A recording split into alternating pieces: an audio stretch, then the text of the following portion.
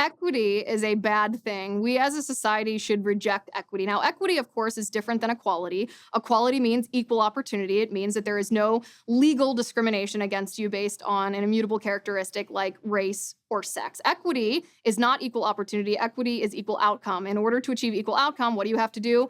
You have to discriminate against someone based on an immutable characteristic like race or gender. Therefore, equity is bad. And equity is bad not just at the legal level. We see examples of institutional sexism and institutional racism, all in pursuit of equity, coming from Joe Biden, for example. The president of the United States is reinstitutionalizing sexism and racism by promising to nominate a Black woman to the Supreme Court based on her immutable characteristics, based on the fact that she is Black and a woman. This is not only insulting, it's so demeaning to this woman, whoever it is that will get picked, but it's insulting and demeaning to all women. It reduces women to being tokens. This is where there's a legal cultural crossover, because we certainly don't want institutional sexism and racism, but there's a cultural crossover that's been creeping into our society for many years. In California, for example, there's been, first it was cultural and now it's legal, but there's this idea, this quota that applies to corporate boards where you have to have a certain number of women